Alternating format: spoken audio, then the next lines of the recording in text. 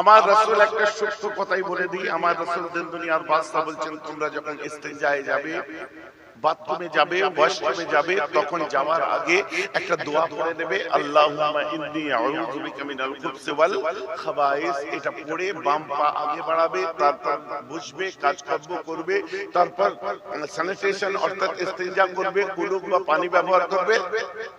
এটা কি তরিকা? সুন্নাত তরিকা। কিন্তু আল্লাহর নবী আলাইহিস সালাতু ওয়াস সালাম আতা সুবাতাত কওমিন ফাবালা কায়মান। আমার রাসূল একটা গোত্রের মধ্যে আসলেন, আসার পরে আমার রাসূল দাঁড়িয়ে পেশাব করলেন। হাদিসটা বুখারী শরীফের। বুঝে যাচ্ছে তো? আমার নবী দাঁড়িয়ে পেশাব করলেন, আর অপরদিকে আমার নবী পেশাব করার তরিকা বললেন। এর মধ্যে হাদিস কোনটা? সুন্নাত। যে ঘটনাটা ঘটে গেছে আমরা জানতে পারবো, তাই ওটা হচ্ছে হাদিস। যে আমার নবী এমন একটা মাযুরি হালে ছিলেন, ওজর ছিল, জোত তাকাজা ছিল, এমন একটা জায়গা বসার পরিস্থিতি ছিল না, সেই পরিপ্রেক্ষিতে তিনি দাঁড়িয়ে পেশাব করেছিলেন। ওটা আপনার জীবনেও যদি ঘটে, উমরা করতে যাবেন, হজে যাবেন, কোনো এয়ারপোর্টে প্লেন ল্যান্ড করলো বা কোনো প্লেনের ভিতরে আপনার পেশাব লেগে গেল, আপনি সেখানে যে বসতে গেলে আপনার কাপড় ইহরাম নাপাক হতে পারে, সেক্ষেত্রে আপনি যদি আধ বসা হয়ে বা কোন রকমে যদি ম্যানেজ করতে পারে, ভাই যে আমার কথা বুঝতে পারছেন, যাতে আপনার কাপড় নাপাক না হয়ে যায়, তো এটা ঘটনা ঘটেছে, আপনি করতে পারেন, কিন্তু সুন্নাত বলে আমল করতে পারেন। তাহলে এটা হলো হাদিস, রাসূল পাক যেটা বললেন ওটা হলো সুন্নাত। এবারে আসুন, আপনি সুন্নাতে আরো অনেক কথা আছে। ইমাম সাহেব হুজুর আছেন তো, এর মধ্যে হুজুর আছেন, জিজ্ঞাসা করুন বুখারী শরীফ সহিহ হাদিস। আম্মা আয়েশা বলছে, আমার স্বামী আমার রাসূল দিন দুনিয়ার বাদশা, তিনি আমার পাশে শুয়েছিলেন, ঘুমিয়েছিলেন, এবং তার নাক থেকে শব্দ আসছিল, স্নোরিং হচ্ছিল, নাক মোবারক থেকে শব্দ আসছিল, আওয়াজ আসছিল, মানে খররাটা দিচ্ছিলেন, নাক ডাকছিলেন। এটা নবীর ক্ষেত্রে আমরা বলি না, কারণ আল্লাহ বারণ করছেন, তোমরা নবীর ক্ষেত্রে সেই ভাষায় কথা বলো না যেটা নিজেদের মধ্যে বলো। তাই নাক ডাকা বললে বিয়াদবি হতে পারে, তাই আমরা বলি নাক মোবারক থেকে শব্দ আসছিল। আম্মা আয়েশা বলছেন, ফজরের আযান হয়ে যায়, আল্লাহর রাসূল দিন দুনিয়ার বাদশা কায়নামদার সোজা ঘুম থেকে উঠে ওযু করেন না, কোন ওযু না করে আমার রাসূল সোজা গিয়ে ইমামতির জায়গায় দাঁড়ায়, আর ওই জায়গায় দাঁড়িয়ে আমার নবী নামাজ পড়িয়ে দেয়। এটা বুখারীর হাদিস। আমি ইমাম সাহেব ভাইকে অনুরোধ করব, সব সুন্নাত যখন আদায় হলো, সামনে ফজর আসছে ভোরবেলায়, বিনা উযুতে নামাজ পড়িয়ে এই সুন্নাতটাও আদায় করুন। ভাই যে নামাজ হবে ইমাম সাহেব, আপনাদের হবে? কেন হবে না? নবী করেছেন, হাদিসে আছে। তো আজকালকার ছেলেদের মাথায় ঢুকিয়ে দিয়েছে হাদিস আর কোরআন অনুযায়ী চলতে হবে, তো লাও বিনা উযুতে নামাজ পড়ো, সুন্নাত হবে। তাহলে আমার রাসূল কি বললেন? তোমাদের কাছে আল্লাহর কিতাব আর আমার তার রাসূলের সুন্নাতকে রেখে দিলাম। হাদিসের কথা বলেন, হাদিসে তো এটাও আছে, আমাদের বুঝতে হবে ঠিক এই জায়গায়।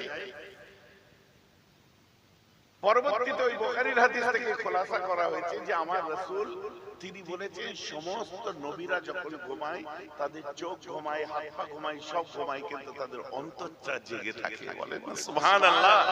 যার জন্য তাদের কখনো উযু ভাঙছে, কখনো ভাঙছে না, তারা বুঝতে পারে। আর আমাদের ক্ষেত্রে যখন ঘুমায় তো সব ঘুমিয়ে যায়, তাই আমাদের জন্য উযু করা জরুরি। আমার রাসূল যেটা করেছিলেন, একটা দুটো জীবনে ঘটেছে, ওটা হাদিস হয়ে ঘটনা হয়ে রয়ে গেছে, সহি ওয়াকিয়া হয়ে রয়ে গেছে, কিন্তু আমার নবী যেটা আহকাম আর কানের মধ্যে রয়েছে, ওটা হলো সুন্নাত বলা হয়। তাই আমাদের কোরআন হাদিসটা কোরআন এবং সুন্নাতে রাসূল দিয়ে চলা দরকার। আমার নবী এটাই রেখে গেলেন। আমরা কবরে গেলে আমাদের প্রশ্ন করা হবে, জানেন? বুখারী মুসলিম খুলুন, একটাই প্রশ্ন করা হবে, মা কুনতা তাকুলু ফি হাযা রাজুল, মা কুনতা তাকুলু ফি হাযা রাজুল, তুমি যে দেখছো এই মুহাম্মদ সাল্লাল্লাহু আলাইহি ওয়াসাল্লাম। আরে আবু দাউদ খুলুন, এই প্রশ্নগুলো আছে, আমি মানি। মান রাব্বুক, তোমার রব কে? ওয়া মা দীনুক, তোমার দ্বীন কি? ওয়া মান নবিয়ুক, তোমার নবী কে? এগুলো আমরা মানি, কারণ আমরা সিয়াসত সব হাদিস মানি, খালি একটা দুটো নয়। বুখারী মুসলিম থেকে মাত্র একটাই হাদিস পাওয়া যায়, হাদিসটা হচ্ছে আল্লাহর রাসূলের ছবি দেখানো হবে, তাসবিহ দেখিয়ে বলা হবে, মা কুনতা তাকুলু ফি হাযা রাজুল, হে কবর ওয়ালা, ইনি হলো দিন দুনিয়ার বাদশা মুহাম্মদুর রাসূল। ইনার সম্পর্কে তোমার মতামত কি? তোমার মতামতটা তুমি বলো। আমাদের মতামত সহি হলে ঠিক আছে, গলত হলে ঈমান বেকার। তাহলে কবরের নবীর সম্পর্কে বলতে বলবে, কি বলবো? আমার নবী কে ছিলেন? আল্লাহ বলবে, ফেরেশতাকে বলবে, আল্লাহ বলছেন ফেরেশতা একটা মুর্দাকে জিজ্ঞাসা কর এই নবী সম্পর্কে তার মতামত কি। ফেরেশতা উঠে মুর্দা বলছে, দেখো ইনি আল্লাহর আখেরি নবী মেনে নিলাম, কিন্তু আলীকেও নবী করার কথা ছিল, তাই জিবরাইল এসেছিল, আলীকে খুঁজছিল, আলীকে কাবার চত্বরে পাইনি, জিবরাইল ফিরে না গিয়ে গারে হেরায় এনাকে দেখতে পাই, ওহী দিয়ে দেয়, আসল নবী হওয়ার কথা ছিল আলীর, আলী ছিল না বলে ইনি নবী হয়েছে। নাউজুবিল্লাহ বলেছেন, সবাই মিলে বলেছেন। এটা কাদের আকীদা? আহলে আহলে তাশাইয়ুদ, শিয়াদের আকীদা। এর মধ্যে ইসনা আশারিয়া আছে, দাউদি বোরা আছে, অনেক রকম মত আছে। তো মহা মুশকিল করলো ফেরেশতা বলে, কি বুঝে হলো না, অন্য জায়গায় যা। ফের এক জায়গায় গেছে, হ্যাঁ মুর্দা ইনি দেখো কে? মুহাম্মদ সাল্লাল্লাহু আলাইহি ওয়াসাল্লাম বলেই তো দিল। প্রশ্ন কই? বলছে মা কুনতা তাকুলু ফি হাযা রাজুল, ইনার সম্পর্কে তোমার মত কি বলো? বলছে দেখো ইনি আল্লাহর নবী মেনে নিয়েছি, তবে ইনার পরে আরো একটা নবী এসেছে। বলছে মানে কি? বলে হ্যাঁ এসেছে, কলমা বলো। বলছে লা ইলাহা ইল্লাল্লাহ মুহাম্মাদুর রাসূলুল্লাহ বাদা গোলাম আহমদ কাদিয়ানী নবিউল্লাহ। মির্জা গোলাম আহমদ কাদিয়ানী আরেকটা নবী। তো কেউ নবী বলে অস্বীকার করছে কি? হাদিসে জিবরিল খুলে দেখুন, আল্লাহ রাসূলকে জিজ্ঞাসা করা হলো তিনটি প্রশ্ন, মা হুয়াল ইসলাম ওয়া মা হুয়াল ঈমান ওয়া মা হুয়াল ইহসান। ঈমান কাকে বলে?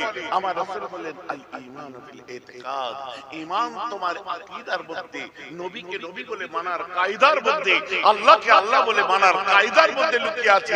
আল্লাহকে আল্লাহ বলে মেনেছো তার জন্য নয়, তুমি ঈমানদার তখন মানার কায়দাটা যদি সহি হয়।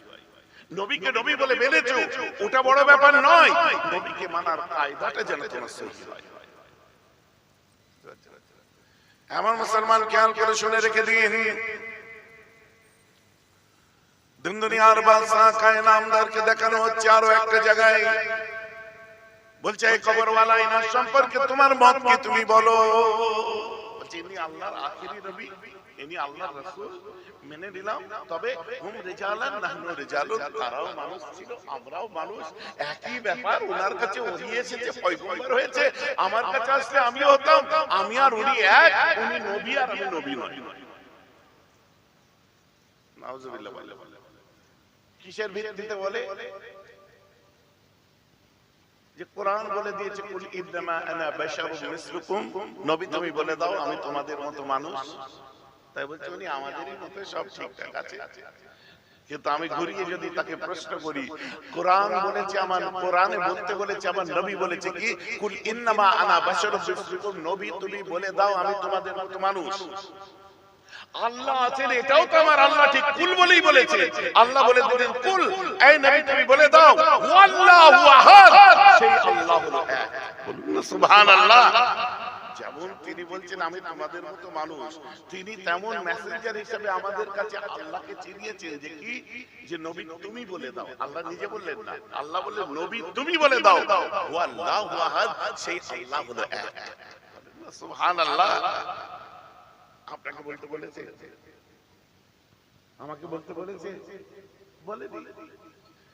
নবীর দোহাই দিয়ে, রাসূলের দোহাই দিয়ে আমাদের সমাজে বহু কিছু চলছে আজকাল, বুঝলেন? গুমরাহিয়াত ছেয়ে গেছে। দিনের নবীর মাহফিল, দিন দুনিয়ার বাদশাকে নিয়ে আলোচনা হবে। Perhaps the greatest leader of all times was Muhammad, বিশ্বের বুকে সর্বকালের শ্রেষ্ঠ লিডার যদি কেউ হয় দুনিয়া এবং আখিরাতের, ওটা আমার নেতা, তোমার নেতা বিশ্ব নবী মুস্তাফা। জোরে বলুন সুবহানাল্লাহ। আজকে তিনি আমাদের যে বর্তমান নবিয়ানা মাহফিলগুলোতে যে সিস্টেম, কৃষ্টি কালচার চালু হয়েছে, মানুষ আজ 100 জন হই হই করে চিৎকার করলেও 10 জনের কিন্তু মনে দাগ কাটছে। অস্বীকার করার জায়গা নেই। বিশেষ করে ইয়াংস্টার, শিক্ষিত সমাজ, তাদের ভিতরে কিন্তু ডাক কাটছে কি, যে আমার রাসূল আমাদের নবী পরে, আগে তিনি আবু বকর সিদ্দিকের নবী ছিলেন, আমাদের নবী পরে। আগে তিনি ওমর ফারুকের নবী ছিলেন, আমাদের পরে। আগে ওসমান গনির নবী ছিলেন, আগে হযরত আলীর নবী ছিলেন, খালিদ বিন ওয়ালিদের নবী ছিলেন, তারপরে তো আমাদের নবী হয়েছে। আজ খালিদ বিন ওয়ালিদের দল, হযরত আসহাব, যত সাহাবায়ে কেরামের জামাত ছিল, কোনদিন আমার রাসূলকে নবিয়ানা মাহফিল কে আর রাসূলকে নিয়ে কোনদিন ছেলেখেলা করেনি। কথাটা আমার বুঝতে পারছেন? অতএব বর্তমান যুগ সন্ধিক্ষণ আমরা দেখতে পাচ্ছি অনেক কিছু হচ্ছে, আমরা শুনছি, বরদাস্ত করছি।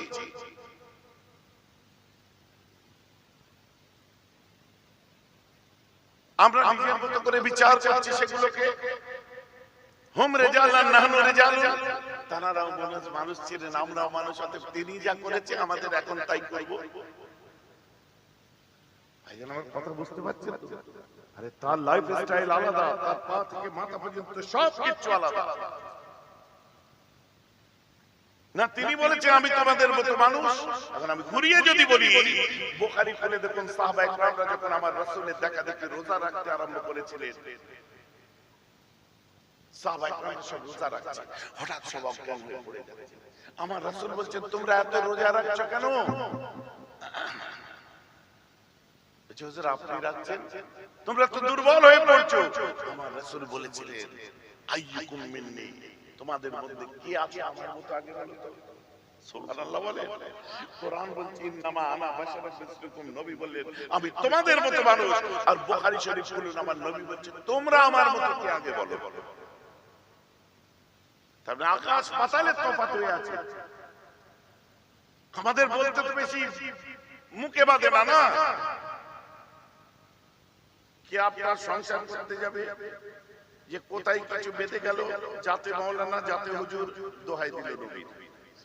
কেউ আপনার কি বলে বাজারে গেল, কোন জায়গায় কোনো কিছুতে বেঁধে গেল, আর কোনো উপায় নেই, দোহাই দাও নবী। কোন আপনার ডাক্তারের কাছে গেল, যাওয়ার পরে একটা উল্টো কাজ করতে হবে, দোহাই দাও নবী।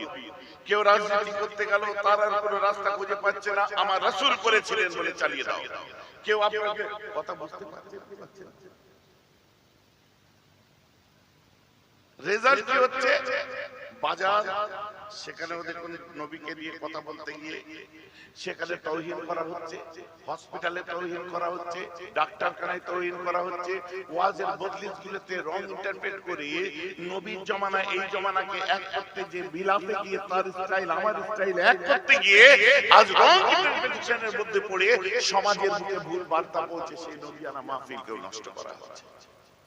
অস্বীকার করতে পারবেন না। আমি বলেছি আমার কথা সবার পছন্দ নাও হতে পারে, ইটস ইওর পারসেপশন।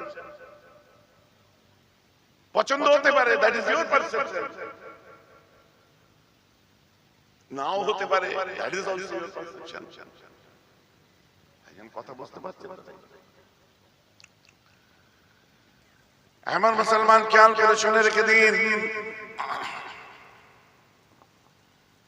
আমার রাসূল দুনিয়ার বাদশাহের সময় আরামের বিছানায় শুয়ে আছেন, হঠাৎ করে ঘরের ভিতর থেকে খুশবু আসতে আরম্ভ করে। বুখারী মুসলিম থেকে বলছি, হঠাৎ করে ঘরের ভিতর থেকে খুশবু আসতে আরম্ভ করে। হযরত উম্মু সালেমা দেখলেন কিনা আমার রাসূলের ঘাম বার হচ্ছে, আর ঘাম থেকে খুশবু আসতে আরম্ভ করেছে। হযরত উম্মু সালমা একটা শিশি নিয়ে গিয়ে আল্লাহ রাসূলের পিঠের কাছে বসে যেখান থেকে ঘাম গড়াচ্ছে ওই জায়গায় শিশির মুখটা ধরে, শিশিতে ঘাম পড়ে, আর এক জায়গায় ঘামের ফোঁটা দেখতে পাই সেখানে ধরে। এইভাবে আমার রাসূলের শরীরে যখন টাচ হয়ে যায়, আমার নবী বলছে এই উম্মু সালমা কি করছো তুমি? ওই সময় উম্মু সালমা বলেছিলেন হুজুর আপনি ঘেমে গেছিলেন, বড় সুন্দর খুশবু বার হচ্ছে, হুজুর আপনার ঘামগুলোকে একটা শিশির মধ্যে সংরক্ষণ করছিলাম। হুজুর আমাদের বাচ্চারা যখন জুমার দিনে মসজিদে যাবে কিংবা ঈদের দিনে ঈদগাহে যাবে, ওদেরকে আতরের পরিবর্তে আপনার ঘাম মাখিয়ে পাঠাবো।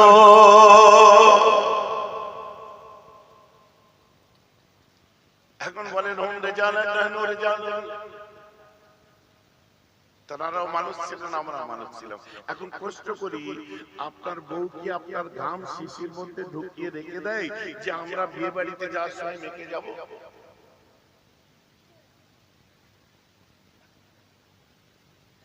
তাহলে কোন আক্কেলে হই হই করতে গিয়ে আমরা সব ওই তালেগুলো এক করে ফেলছি। আর যেখানেই আটকাবে এই দাদা হুজুরের দোহাই দাও, তা নাহলে নবীজির দোহাই দাও, তা নাহলে অমুকের দোহাই দাও, তা নাহলে তমুকের, যেখানে আটকাবে সেখানে। আরে তুমি ব্যবসা করতে যাও, ব্যবসা চালাও। তুমি বাণিজ্য করছো, চালাও। চাকরি করছো, নিজের মতো চালাও। যেখানে আটকাচ্ছে, এমনকি রাজনীতি যারা করছে, চালাও। যেখানে আটকাবে দাদা হুজুরের রাসূলের দোহাই দেওয়ার দরকার নেই। কথাটা বুঝতে পারছেন? কারণ রাসূলুল্লাহ আমাদের পরে, দাদা হুজুর কিবলা আমাদের পরে, আগে আল্লামা রুহুল আমিনের দাদা হুজুর ছিলেন তিনি। আমাদের দাদা হুজুর পরে আগে মুফতি আজম আবু জাফর সিদ্দিকী দাদুজানের দাদা হুজুর ছিলেন তিনি আগে। আমাদের মুজাদ্দিদ আমরা পরে পরে হয়ে জন্মেছি, আগে তিনি 5 হুজুরের মুজাদ্দিদ ছিলেন। আগে তিনি প্রফেসর আব্দুল খালেকের মুজাদ্দিদ ছিলেন, ডক্টর শহীদুল্লাহর মুজাদ্দিদ ছিলেন। আগে তিনি নিসারউদ্দিন সদসনাবির মুজাদ্দিদ ছিলেন। আগে তিনি সুফি সদরুদ্দিন 555 জন খলিফা, তিনি বড় বড় আলেম, তাদের মুজাদ্দিদ ছিলেন। পরে আমাদের হয়েছে। এখন আমি কথা বলে পার পাবো না, আলেম ওলামারা সেটাকে কিন্তু কন্টিনিউ করবে। ভাইজান কথা বোঝা যাচ্ছে তো? ব্র্যান্ড আমাদের পিছনে আছে, গলাবাজি করলে লোক সুবহানাল্লাহ বলে আর তাকবীর দিয়ে দেয়। কথা বুঝতে পারছেন? পিছনে ব্র্যান্ড আছে আমাদের। ব্র্যান্ড যখন আছে, ব্র্যান্ড ভ্যালুটাও বোঝা আমাদের দরকার। আলিম ওলামাদের পিছনে মাওলানা কথাটা লেখা হয়। এই মাওলানার ব্র্যান্ড ভ্যালু আছে তো, ব্র্যান্ডটা মাওলানা দিচ্ছেন, কিন্তু ভ্যালুটাও তো দিতে হবে আপনাকে। এই যে আমার কথা বোঝা যাচ্ছে তো? এখন বলুন আমার রাসূলের মতো কি? আমাদের দুনিয়ার বাদশা কায় নামদার আগেন বুখারী আর মুসলিম দেখুন, আমার রাসূলের দুনিয়ার বাদশা মসজিদের মধ্যে আছেন। হঠাৎ করে একজন এসে বললেন, হুজুর আনসারী সাহাবার উটটা পাগল হয়ে গেছে। হুজুর আনসারী সাহাবার উটটা পাগল হয়ে গেছে। নবীজি বললেন, কই চলো তো বাবা দেখি, চলো। আমার রাসূল বার হলেন। ওমর ফারুক বলছিল, হুজুর যাবে না। মানে কেন? বলছে, হুজুর অনেক মোটা তাজা শক্তিশালী উট, বড় বড় আপনার মরুভূমির গাছের মোটা মোটা বাল্লা দিয়ে তাকে বাঁধা আছে, চতুর্দিক ঘিরে দেওয়া আছে। হুজুর আপনাকে আক্রমণ করে দিতে পারে, আপনি যাবেন? আমার নবী বললেন, কিচ্ছু হবে না, চলো তো। সুবহানাল্লাহ বলবেন না? হ্যাঁ, কিচ্ছু হবে না, চলো তো। মৌলানাকে বলি, পীরজাদাকে বলি, হুজুরকে বলি, মুবাল্লিগ আমিরকে বলি, দোহাই তো সহজেই দিয়ে দিই। কুরবানির গরুটা পাগল হয়ে গেছে, এখন ডেকেছে, হুজুর চলুন। আপনি বেরিয়ে যাবেন ঠিকই, কিন্তু গরুর শিং দেখে চমকে যাবেন। ওরে বাপরে, এই যে সিংহের সাইজ, কোথায় মারতে কোথায় মারবে, 15 দিন বাথরুমে যেতে গেলে ব্যথা হবে।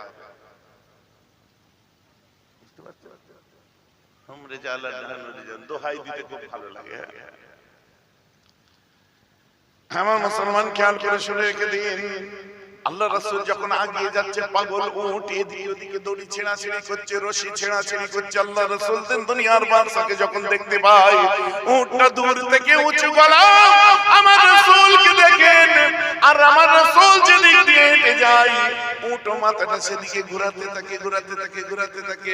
আমার রাসূল আবার ভিড়ের মধ্যে যখন হারিয়ে যায়, উট আবার আপনার দড়ি ছেঁড়াছেঁড়ি আরম্ভ করে দেয়। এরপরে আমার রাসূল যখন আবার ওই ঘেরা জায়গাটার কাছাকাছি আসে, উট আবার দেখতে পাই, আমার রাসূলকে দেখে বুখারী মুসলিম থেকে কোট করছি, আমার রাসূলকে দেখার পরে ওই উটটা বাচ্চা ছেলের মতো 4 হাত পায়ে নাচতে আরম্ভ করে দেয়। 4 হাত পায়ে নাচে। ঘেরা জায়গাটা খুলে আমার নবী ভিতরে ঢুকে, ওমর ফারুক বলছে, হুজুর আর এগোনো যাবে না, আর যেতে দেবো না, আর আপনাকে যেতে দেবো না। আমার রাসূল বলছে, কিচ্ছু হবে না, আমায় যেতে দাও তো। চলুন একবার যাই খেপা গরুর সামনে, ষাঁড়ের সামনে। হুজুরের মাওলানা হযরতজির পিছন থেকে লুঙ্গি ফুটো করে দেবে। খারাপ লাগছে না? লুঙ্গি বলেছি, অন্য কিছু বলিনি। আসছেন কেন? ডবল মিনিং করে দেন। আমি লুঙ্গির কথা বলি। এমন জায়গায় ব্যথা হবে পা ফাঁক করে হাঁটতে হবে। চলো হুজুর একবার দেখি কোথায় ব্যথা হবে। গোড়ালিতে ব্যথা হলে পা ফাঁক করে হাঁটে না? ভুলভাল বোঝেন সব। ডাকুন না হুজুরকে, খুব নবীর দোহাই দেওয়া হয়, দাদা হুজুরের দোহাই দেওয়া হয়। তাহলে মৌলানাকে ডাকুন। গলা ফাটিয়ে একদম চিৎকার করছে। রাগ করবেন না মুসলমান, তাদের মতো হওয়া তো সোজা নয়। সস্তায় বাজিবাদ করা খুব সহজ ব্যাপার। কবরে প্রশ্ন করবে ইনার সম্পর্কে তোমার মতামত কি, তুমি বলো মতামত কি। আমি তো পারবো না, খ্যাপা গরুর সামনে ষাঁড়ের সামনে আমারই মোটা শরীর, আমি যেতে পারবো না, আগে সারেন্ডার করে দিচ্ছি। হাত তুলে দিল, ও কাউকে কমেন্ট করতে হবে না, আমি আগে বলে দিলাম। হয়তো বলে হুজুর আপনি যেতে পারবেন, আমি পারবো না ভাই, আগে থেকে হাত তুলে দিয়েছি, আমার দরকার নেই। কথাই আছে না, পীর মানে না মায়ে, পীর মানে না গায়ে, পীর মানে না গরু, আর পীর মানে না জরু। আমি কেন রিস্ক নিতে যাবো? দুনিয়ার বাদশা যখন এই জায়গাটা খুললেন, দরজাটা খুলে ভিতরে যে প্রবেশ করলেন, করার পরে উটের সামনে দুই পায়ের নিচে বাঁকা গলা, তারপরে দুই পায়ের নিচে আমার রাসূল যে দাঁড়ালেন, মাথাটা আস্তে করে উটের গর্দানের নিচে ঠেকে দিয়ে চুপি চুপি কথা বলছে আমার নবী। হয়তো বলছিলেন কি রে, তোকে কি খেতে দেয়নি, তুই এত রেগে গেছিস কেন, কি হয়েছে বেটা তোর? আমার রাসূল দুনিয়ার বাদশা বলছে তোকে কি অনেক কষ্ট দেয়, অনেক কি তোকে ব্যস্ত করে, তোকে কি ঠিক মতো খেতে দেয় না, তোকে কি ঠিক মতো সময় মতো তোর ট্রিটমেন্ট হয় না? আমার রাসূল বলছেন পিছিয়ে এসে দেখে উটের চোখ দিয়ে ঝরঝর করে পানি পড়ছে। নবী আমার পিছিয়ে যায়, কিতাবটা খুলে দেখুন, আপনি চোখের পানি ধরে রাখতে পারবেন না মুসলমান।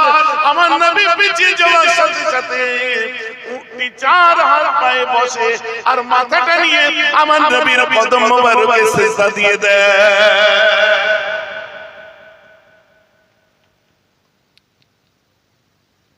কি করে আমি বলবো? তাদের দোহাই দিয়ে দিচ্ছে আমাদের মতোই, তার মতোই তো আমরা করছি।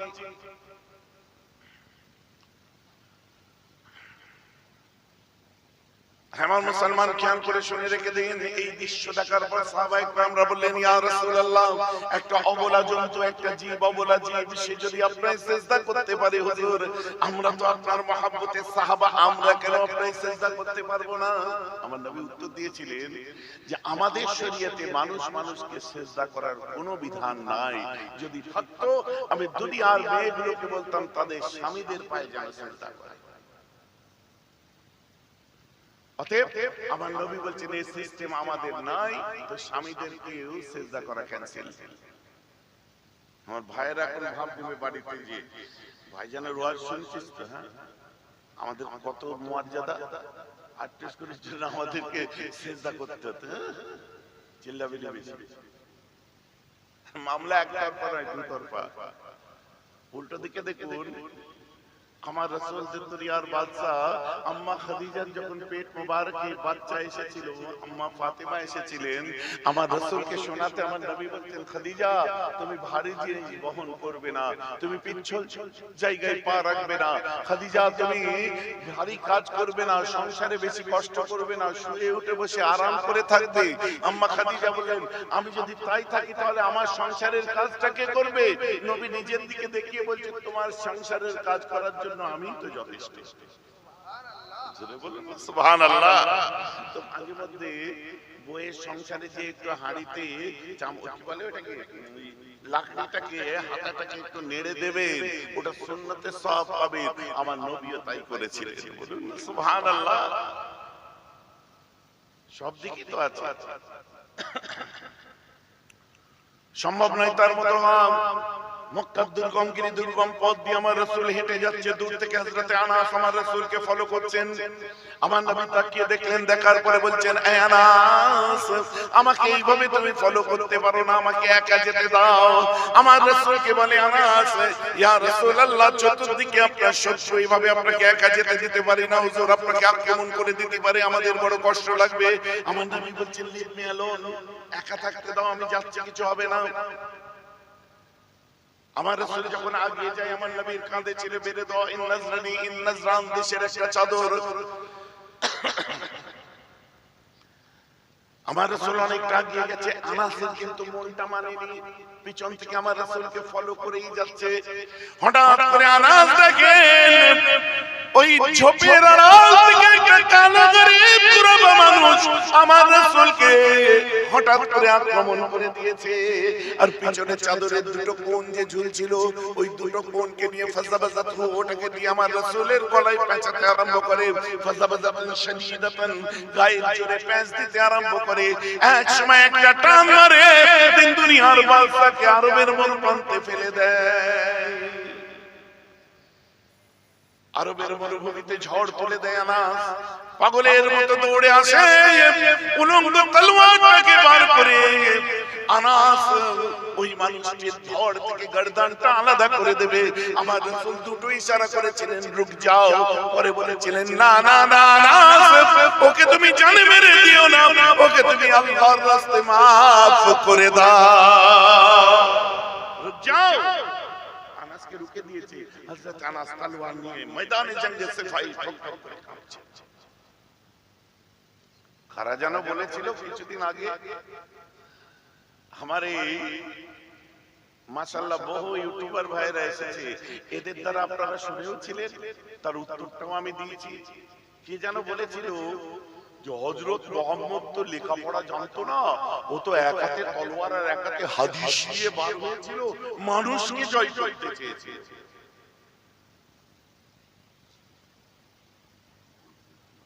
বোঝা যাচ্ছে তো নাকি? আমার আপোষ নেই তাদের সাথে। ওই কি নাম, আনমনা ভরছেন না কি নাম? হ্যাঁ হ্যাঁ, ওই ওই যে কি আনমনা কি বলে, ওই ওই ওই ওই ওই ওই আমার রাসূলকে বেইজ্জতি করেছিল, চুপ সব মুখ বন্ধ, কেউ একটা কথা বলে না। আফসোস যে বললো হযরত মুহাম্মদ এক হাতে তলোয়ার এক হাতে হাদিস নিয়ে বেরিয়েছিল, ও তো লেখাপড়া জানতো না। প্রতিবাদ কোথায়? কোথায় প্রতিবাদ? আলেম ওলামারা চুপ কেন? আজকে ধর্মীয় আন্দোলন থেকে দেখি বিভিন্ন ফতোয়া শুনতে পাই, এখানে ফতোয়া কোথায় গেল? যেদিন আমি শুনেছি সাক্ষী আছে, এরা এখানে বসে আছে, জিজ্ঞাসা করুন, সঙ্গে সঙ্গে রিঅ্যাকশন দিয়েছি, সঙ্গে সঙ্গে রিঅ্যাকশন দিয়েছি আমি, যে আমি আপনার কথা মানবো না, আপনাকে কোরআনও শোনাবো না, হাদিস শোনাবো না। মিস্টার ডেভেনপোর্ট আমেরিকার একজন বিখ্যাত লেখক, তার কিছু উক্তি আপনাকে আপনার দ্য অ্যাপোলজি ফর মুহাম্মদ থেকে তুলে দেবো। আপনিও নাস্তিক, আপনিও কমিউনিস্ট, তিনিও নাস্তিক ছিলেন, অ্যাথিস্ট ছিলেন, উনিও কোনো ধর্মে বিশ্বাস করতেন না।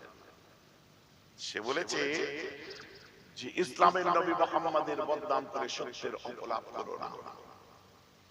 ইসলামের নবী মুহাম্মদ সাল্লাল্লাহু আলাইহি ওয়াসাল্লাম মুহাম্মাদের বদনাম করে সত্যের অপলাপ করো না। কে বলেছে মুহাম্মদ তলোয়ারের দ্বারা ইসলাম প্রচার করেছে, জয় করেছে? We must recognise. এতদিন মুসলিমরা বলতো ইসলাম তলোয়ারের সন্ত্রাস দ্বারা আসেনি, আজ আমরা স্বীকার করলাম ইসলাম তলোয়ারের সন্ত্রাস দ্বারা পৃথিবীতে জয়লাভ করেনি, বরং ইসলাম মুহাম্মাদের মুখের বাণীতে প্রচার হয়েছে, আর মুহাম্মাদের আদর্শ তো বিশ্ব জয় করে দিয়েছে। জোরে বলুন সুবহানাল্লাহ। মানুষকে জয় করতে এসেছে,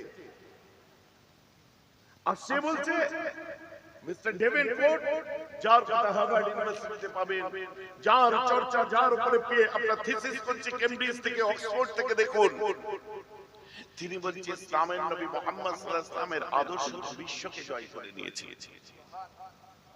আর আপনি এখানকার কমিউনিস্ট কি বলছেন? ও তো লেখাপড়া জানতো না, এক হাতে হাদিস আর একটা তলোয়ার নিয়ে বেরিয়ে মানুষকে জয় করে। না গুরু, মানুষ নয়, কিন্তু বিশ্ব জয় করেছে আদর্শ দ্বারা। এটা আমি নয়, আপনাদের কমিউনিটির একজন নাম মিস্টার ডেভেনপোর্ট, গ্রন্থের নাম দ্য অ্যাপোলজি অফ মুহাম্মদ খুলে দেখুন। ভাই আমার কথা বুঝতে পারছেন তো নাকি? আমি বলে দিতাম, কেন বলুন তো, আমার তো কোনো রাজনৈতিক ভবিষ্যৎ নেই, আমার সঙ্গে সবার মহব্বত আছে, সবার ভালোবাসা আছে, সবার সঙ্গে কথাবার্তা আছে, সবার সঙ্গে চলে আমার, কারণ আমি ধর্মীয় আন্দোলনে রাজনীতিকে বিচার করি। পলিটিক্স এই জায়গায়, ধর্ম ধর্মের জায়গায়। ধর্মের সঙ্গে রাজনীতির দ্বন্দ্ব নেই, দ্বন্দ্ব হলো ধর্মান্ধতায়। যখন গলে মিলে পাকিয়ে এক করে দেওয়া হয় তখনই দ্বন্দ্ব স্টার্ট। জাতির জন্য, কওমের জন্য যারাই চিৎকার করে আমি তাদেরকে স্যালুট করি। যারাই চিৎকার করেছে, আপনাদের আমার এখানকার যে এমএলএ আমার ভাই, সেও চিৎকার করেছে, আমি স্যালুট করি। যারা যারা করেছে আমি স্যালুট করি। আলী ইউনিভার্সিটিকে ডিমনি ইউনিভার্সিটি থেকে বাঁচিয়েছিল যারা, তাদেরকেও স্যালুট করি। ভাই আমার কথা বুঝতে পারছেন?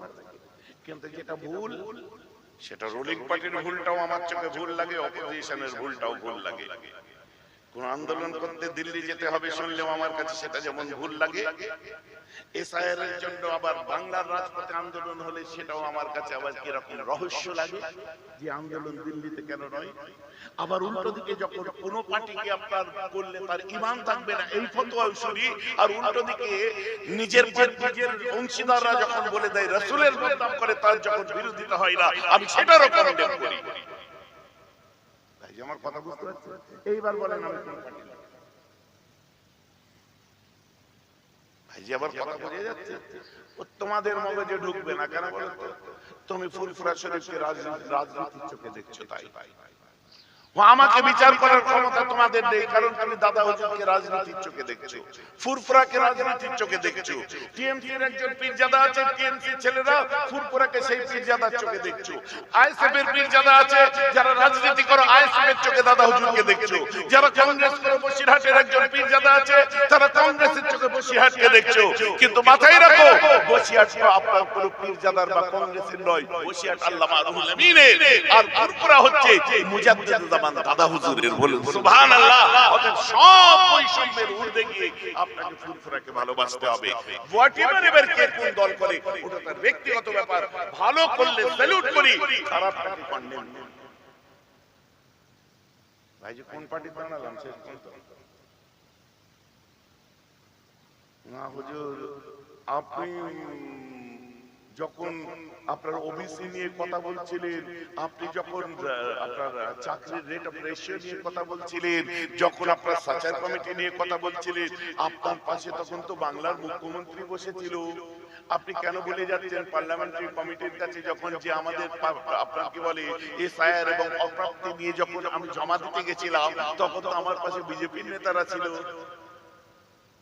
আপনি কেন ভুলে যাচ্ছেন যখন রাহুল গান্ধীর সঙ্গে ভিড় করেছিলাম আমাদের বাংলার কিছু আপনার সমস্যার জন্য, তখন আমি কোন পার্টির ছিলাম? কেন আপনি ভুলে যাচ্ছেন এই ভাঙড়ের কত জায়গায় যারা আমারই বাড়ির কোনো কেউ একটা পার্টি সংস্থাপন করেছিল, শুরুয়াত করেছিল, বহু সভা আজও কালো বোধহয় যে কদিন এর পরেও সভা আছে, আগেও আছে, তো তাদের সঙ্গেও তো আমি এক মঞ্চে থেকেছি। আমার কথা বুঝতে পারছেন? তুমি চশমাটা চেঞ্জ করো, আমায় ঠিক চিনতে পারবে। ও সব মহব্বত দেখাও নি। এমন পীরজাদা আজও পর্যন্ত কোনো ভাইয়ের সঙ্গে অশান্তি নেই। আজও পর্যন্ত যাওয়া আসা উঠা বসা সবারই দরবারে লেগে আছে। অতএব তুমি জুম্মা 8 দিন মোবাইল হাতে ধরতে শিখে তুমি বিচার করতে এসে তোমার বিচারের ধারধারি না। আমি কথাগুলো কেন বলছি? আমি তো বলবো, কারণ যে যারটা করে, কেউ নিজের দল করে, কেউ নিজের পার্টি করে, নিজের পলিটিক্স করে, যাই করুক, আমি জমিয়ত উলামায়ে বাংলা আসাম দাদা হুজুরের 1926 সালে সংগঠন করি। অতএব দাদা হুজুরের ঐতিহ্য নিয়ে আমি কথা বলবোই, এটা আমার পয়েন্ট অফ ভিউ, এটা বলা আমার জরুরি। এবার আপনি কোন চোখে দেখবেন, I don't care about that whatever I say. আমার কথা বুঝতে পারছেন কি পারছেন? তার জন্য তো কোনো অসুবিধা হচ্ছে না, সভা সমিতিগুলো তো দেখতে পাচ্ছেন। আমি ভুলটাকে মুতলাকান ভুল বলি, ঠিকটাকে মুতলাকান ঠিক বলি।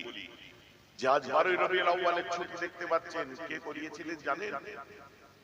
কলকাতা মাদ্রাসায় বাঙালি প্রিন্সিপাল কে নিয়েছিল জানেন? বাংলার মসনদে বসেছিলেন সিদ্ধার্থ শঙ্কর রয়। আমার দাদু মেজ হুজুর বলেছিলেন, সিদ্ধার্থ তুমি নবী দিবসের ছুটিটাকে সর্বভারতীয় ছুটি ঘোষণা করো, আর পুলিশে বেশি বেশি করে মুসলিম ছেলে ঢুকাও, আর তুমি মাদ্রাসা আলিয়াতে একটা বাঙালি প্রিন্সিপাল দাও। সিদ্ধার্থ বাবু এই তিনটে দাবি রেখেছিলেন। মেজ হুজুর কি কংগ্রেস? বিসি রয়, বিধানচন্দ্র রায়, প্রফুল্ল সেন বড় হুজুরের সাথে বসে অনেক আলোচনা করে। বড় হুজুর কোন দলের ছিলেন? কৃষক প্রজাপাটির নেতারা দাদা হুজুরের সঙ্গে বসেছে 9 নম্বর হালদার লেন। ইতিহাস আপনি আমায় শিখাচ্ছেন, আমি আমার দাদা হুজুরের মতো করে চলি, তার জন্য তোমাকে খারাপ লাগতে পারে, তুমি দাদা হুজুর নয়, তুমি পীরজাদা মনি সাহেবের মতো করে চলো, তাই আমার তোমায় ভালো লাগছে না। আসলে অঙ্ক বসে দেখো, তুমি দাদা হুজুরের নয়, তুমি হচ্ছে মাওলানা মনি সাহেব পীরজাদাদের। তুমি যেদিন দাদা হুজুরের হতে পারবে সেদিন আমারটা তোমায় ভালো লাগবে। কথা বুঝতে পারছো? কেন বলি? আমার 2026-এর লক্ষ্য নেই না জাতির জন্য বলতে হবে। বলছে তো আমার বাড়ি থেকে আমার ভাই বলছে, আপনাদের এমএলএ বলছে, বলছে কি বলছে না জাতির জন্য বলতে হবে। বহু লিডাররা চিৎকার করছে, বলছে তারা রাজনৈতিক ভাবে বলছে, আমি অরাজনৈতিক ভাবে বলি। আজকে মাদ্রাসা সার্ভিস কমিশন চালু যে হয়েছিল, শিক্ষা আন্দোলনকে আপনারা ভুলে যাচ্ছেন নাকি? আজও সে তথ্য আমাদের কাছে আছে, জমিয়ত উলামায়ে বাংলা আসামের কাছে আছে। আপনারা যে মাদ্রাসা আলিয়া ইউনিভার্সিটি দেখছেন, আপনারা যে দেখতে পাচ্ছেন এসএ, আপনারা এমএসকে, এসএসকে, আমরা যে এরকম 13 দফা দাবিতে আমরা সাকসেস হয়েছি, এবং আমরা বলেছিলাম যে অন্য কেউ পরবর্তীতে দাবি করতে পারে, তাই কোন সংগঠনের দাবি আপনারা মেনেছিলেন লিখিত শ্বেতপত্র দিন। আমাদের কাছে শ্বেতপত্র আজও রাখা আছে। রাজনৈতিক ভাবে করেছি, রাজনৈতিক ভাবে করছি, আলাদা আলাদা পারসেপশন। আপনি আপনার ধার ধরে আমার চিকিৎসা করতে পারবেন? তাই যে কথা বুঝতে পারছেন, আপনি কি আপনার ধার ধরে আমার চিকিৎসা করতে পারবেন? আপনার ধার ধরে আপনার চিকিৎসা হবে, আপনি নিজের ধার ধরে আমার চিকিৎসা করছেন কেন? কোন পার্টির আমি কি মনে হলো? তো বুঝে যাচ্ছে না। কিন্তু আমাদের এমএলএরও ভালো বলছে, আবার যে ভালো করে তারই ভালো বলছে, আর যে খারাপ করে তার।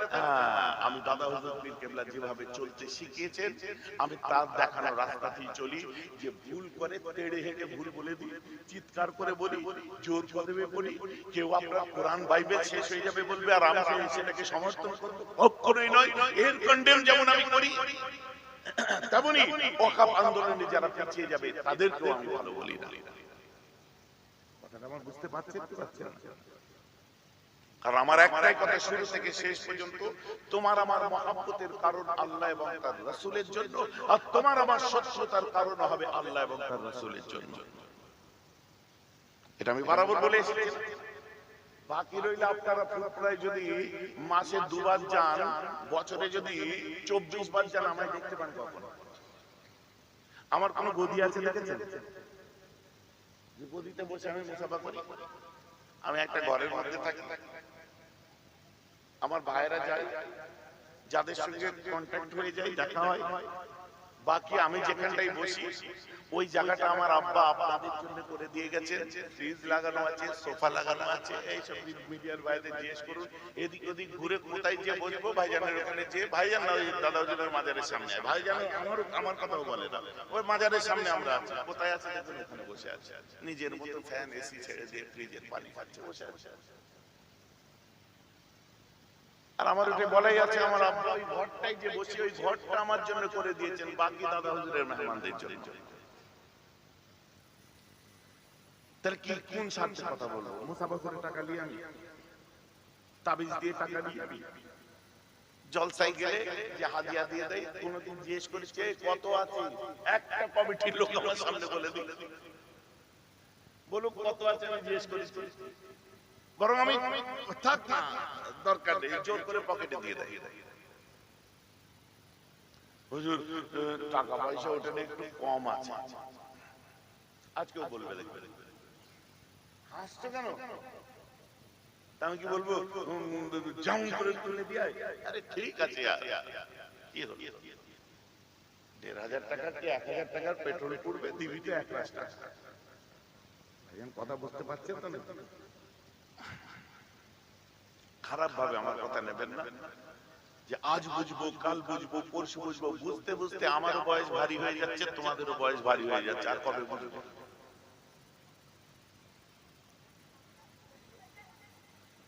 আমাদের লেভেল অফ স্ট্যান্ডার্ড যেটা, ওটাকে আমরা সব সময় মেইনটেইন করব, সমস্ত ভাইদেরকে বলি।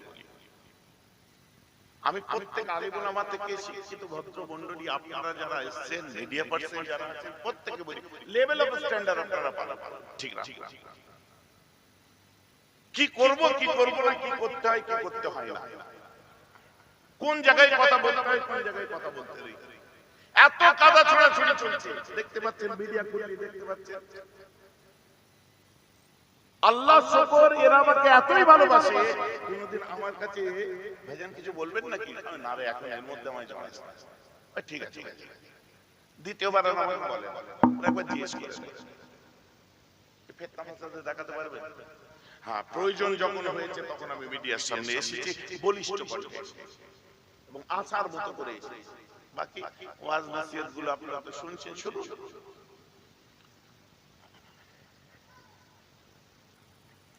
এমন মুসলমান খেয়াল করে শুনে রেখে দিন, আমার রাসূল বললেন কি না, আনাস তুমি ওকে জানে মেরে দিও না, রুক যাও। আনাস মুখে গেলেন, দাঁড়িয়ে গেলেন, ঠক ঠক করে কাঁপছে। এখন আপনি আসুন, একদিকে তলোয়ার আর অপর দিকে আমার রাসূল, তাই তো নাকি?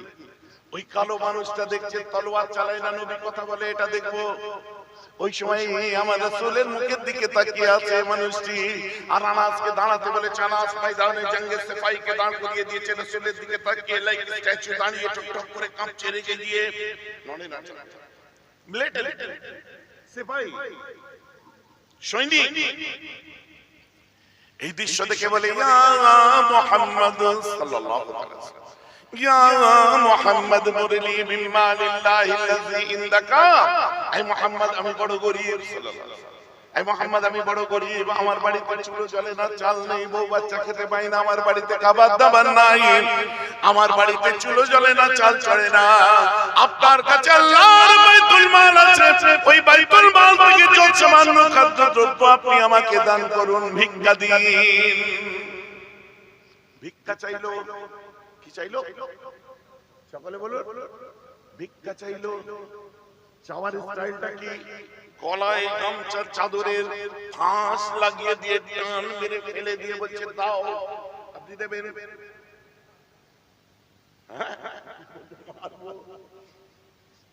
সত্যি মারবে, এমন মারবে, হাফ টাইম দেবে না, এত গালাগাল দেবে, ডিকশনারি খুঁজেও পাবে না। নতুন নতুন গালাগাল এখন 2025 এর, আগের গালা চলে না, নতুন গাল ডিকশনারির বাইরে থেকে দেবে, খুঁজেই পাবেন না।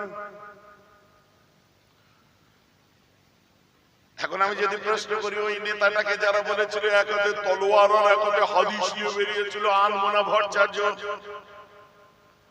এখন ওনাকে যে কদিন আগে দমদমে না কোথায় মনে নেই, গলা ধরে টানাটানি সব কি কমলে হচ্ছিল। যদি আপনার এই গামছাটা ধরে গলায় গামছা দেয়, আবার গামছা ধরে টান মেরে ফেলে দিয়ে বলে যে, আনমনা দা, আমি আপনার কনস্টিটিউয়েন্সিতে বাস করি, আপনাকে ভোট দিয়েছি, আপনাকে জিতিয়েছি, কত বছর 34 বছর আপনাদেরকে জিতিয়ে এসেছিলাম।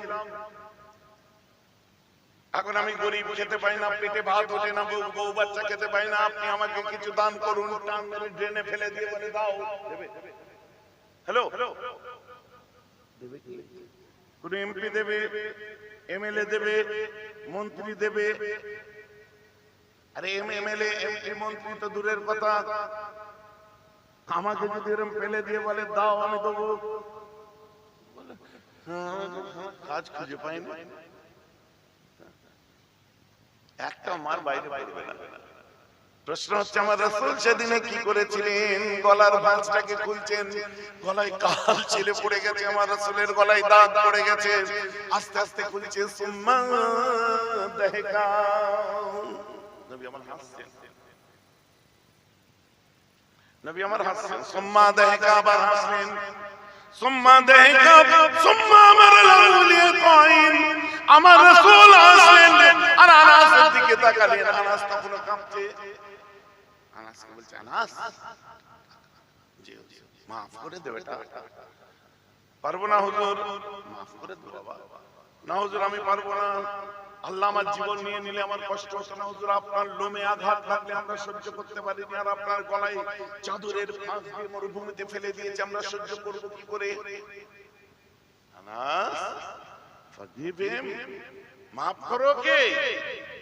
হুজুর পৃথিবীর কলঙ্কিত ইতিহাসে সাক্ষ্য হতে চলেছিলাম হুজুর মাফ করা সম্ভব নয়। Anas, forgive him, it's an order, কে ক্ষমা করে দাও, এটা আমার ফরমান, এটা আমার হুকুম।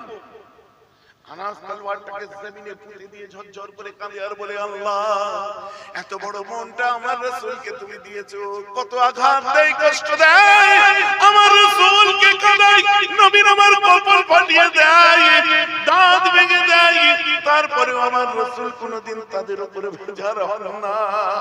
আমার আল্লাহ এমন দৃশ্য আমাকে দেখতে হলো।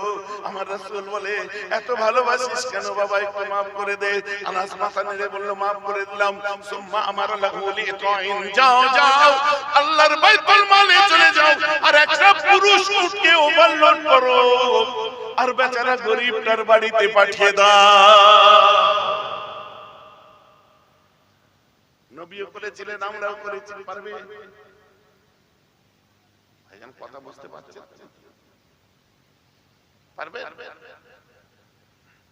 করছেন করুন, যে যা করছেন করুন, দোহাইটা আল্লাহ রাসূলের আর দাদা হুজুরের দেবেন না। কথা বোঝা যাচ্ছে? কওমের জন্য যারা শ্রম দিচ্ছে, মার কাটছে, জেল বরণ করছে, তাদের প্রতি দোয়া আত্মা কেঁপে ওঠে, আমাদের দিল থেকে দোয়া চাই তাদের জন্য। কিন্তু সাদাকে সাদা, কালোকে কালো তো বলবোই। দুনিয়ার বাদশা কায়নামদার মদনী তাজদার হুজুর সাল্লাল্লাহু আলাইহি ওয়াসাল্লাম এই কথা বলার পরে ওই মানুষটা বলে, এটার নাম যদি ইসলাম হয়, আর দেরি করবেন না, আমাকে ঈমানের কালিমা পড়িয়ে আপনি আপনার গোলাম বানিয়ে নিন। Which we must recognize that the spread of Islam not owned by victory of sword, but spread by the magic of his personality and wonderful eloquence. তলোয়ারের সন্ত্রাসটা মুখের বাণীতে জয় করে দিয়েছিলেন আমার রাসূল। বলেন না সুবহানাল্লাহ। আমার নবীজি হেঁটে যাচ্ছেন রাস্তা দিয়ে, হযরতে উসমান গনি যুন্নুরাইন আমার রাসূলের পিছন পিছন হেঁটে যাচ্ছেন। আমার নবী দেখলেন রাস্তার পাশে একটি মেয়ে পড়ে গো গো করে মুখে শব্দ করছে। আমার নবী বলছে, উসমান, উসমান দেখো তো ওটা কে? উসমান গনি গেলেন, যে দেখলো তার বুকেতে ছিল মানাতের মূর্তি। মানাত, লাত, উজ্জা, হাবুল মূর্তি। আমার রাসূল বলছে, হুজুর ওর বুকে মানাতের মূর্তি আছে হুজুর। আমার নবী কি বললেন? ও মূর্তি পূজা করে, ওকে হত্যা করে দাও। বলেছিলেন আমার রাসূল? না বলেন। এখন আমি প্রশ্ন করব আপনাদের, এই যে না বলিনি আপনারা বললেন কিন্তু আমাকে, কিন্তু ঘটনাটা কি শুনেছেন? আদৌ বলেছেন কি বলেননি? কিন্তু আপনাদের কি মনে আছে, আমার নবী সোনার নবী, দয়ার নবী, জান নবী, কলিজা নবী, চাঁদ নবী, নূর নবী, গোলাপ নবী, আমার নবী কোনদিন মানুষ মারার কথা বলতে পারে না? এটা পারে না। এটা আমাদের নবীজির একদম নীতির খেলাফ। বলেন না সুবহানাল্লাহ। ওইজন্য ঘটনা শোনার আগেই আপনারা বলে দিচ্ছেন না আমার নবী বলতে পারে না।